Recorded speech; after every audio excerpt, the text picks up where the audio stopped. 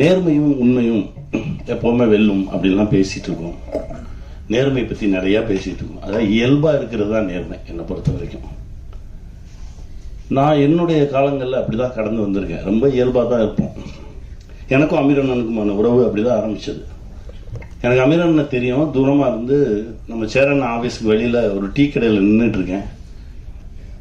அப்போ உன்னை சேரன் ரிலீஸ் ஆயிடுச்சு.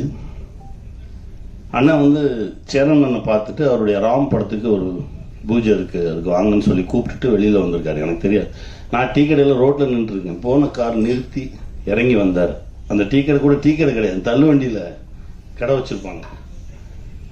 நேராக இறங்கி வந்தார். உன் படம் எனக்கு ரொம்ப பிடிச்சிருந்தது தம்பி, உன்னை சார்ந்தது எனக்கு ரொம்ப பிடிச்சிருந்தது. நான் சொந்தமாக ஒரு படம் எடுக்கிறேன், ராம்னு ஒரு படம். அதுக்கு இன்னும் 2 நாளில் பூஜை இருக்குது, நீங்கள் வரணும் அப்படின்னா. அப்படிதான் ஆரம்பிச்சது. அதுக்கு பிறகு திடீர்னு ஒரு நாள் நான் வந்து உதயம் தேட்டருக்கு வெளியில் ஆப்போசிட்டில் ஒரு பஸ் ஸ்டாப்பில் நின்றுட்டு இருக்கேன். எங்கே இருக்க அப்படின்னு ஒரு ஃபோனு. நான் அப்படியே ஆப்போசிட்டில் பார்த்துட்டு, அண்ணே உதயம் தேட்டருக்கு வெளியில் ஒரு பஸ் ஸ்டாப் கிட்ட நின்றுட்டு இருக்கேன் அப்படின்னா. இப்போ தான் உனக்கு கடந்து போனேன், இந்த யூட்டர்ன் அடிச்சு வரேன், ஏன் ரோட்டில் நின்றுருக்க வா அப்படின்னு சொல்லி திருப்பி கூட்டிகிட்டு போனேன். இந்த உண்மை இருக்குல்ல, இதுதான் நம்மளை இறுக்கி பிடிச்சிக்கும். சுப்பிரமணியபுரம் பண்ணும்போது அப்படிதான் எல்லாத்தையும் விட்டாச்சு. 3 மெகாவையும் கொடுத்தாச்சு. இந்த அசோசியேட்டுக்கு எல்லாத்துக்கும் கொடுத்து நான் நிராயுத பணியா போறேன்.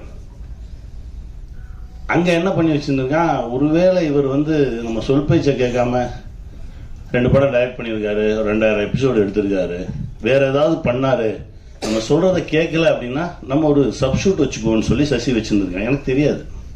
யாரும் பக்கத்து ரூம்லேயே இருந்திருக்கான் அந்த சப்ஷூட். நான் போய் நான் பாட்டுக்கு எனக்கு நான் பாட்டுக்கு போனேன், நான் பாட்டுக்கு நின்னேன். ஏன்னாப்பா எனக்கு கூப்பிடவே மாட்டேறீங்க அப்படின்னா, இல்லை ஒரு 2 நாள் நீங்கள் சாப்பிட்டு தூங்க, அப்புறமா எடுப்போம், ஏன்னா ரொம்ப ஸ்ட்ரெஸ் ஆகிருக்கு முகம் அப்படின்னு சொல்லி ஒரு 2 நாள் ரெஸ்ட் கொடுத்தாங்க. 3ஆவது நாள் போய் ஷூட் பண்ணுறோம். ஒரே ஒரு ஷார்ட் நடிச்சு நீங்கள் கிளம்புங்க அப்படின்னாங்க. நான் போய் என்ன பண்ண போகிறேன், நீ தான் எடுத்துகிட்டு இருக்கல, நான் நிற்கிறேன் அப்படின்னு சொல்லி வேட்டியை மடிச்சு கட்டிட்டு க்ரௌடை கிளியர் பண்ணிட்டு இருந்தேன். க்ரௌடை கிளியர் பண்ணிட்டு இருக்கும்போது சசி கூப்பிட்டான், அண்ணே இங்கே வா, அதை பார்க்குறதுக்கெல்லாம் ஆள் இருக்கு, நான் நடிக்கிறேன், நீ எடு அப்படின்னா. அங்கே தான் ஆரம்பிச்சது. ஒரு உண்மையும் நேர்மையும் தான் நம்மளை இழுத்துக்கிட்டே போகும். அது முடிச்சவொடனே சசி சொன்னா, நீ சொல்லு அவங்களா பேசிக்கிறான். என்னடா அப்படின்னா, ஒரு சப்ஸ்டியூட் வச்சிருந்தோம் பக்கத்தில், அது அவனுடைய நேர்மை. ஒரு சப்ஸ்டியூட் வச்சிருந்தோம், உன் கையில் நான் மைக்கை கொடுத்தவொடனே அவனை ராத்திரி அனுப்பிச்சிட்டேன் அங்கேருந்து அப்படின்னு சொன்னான்.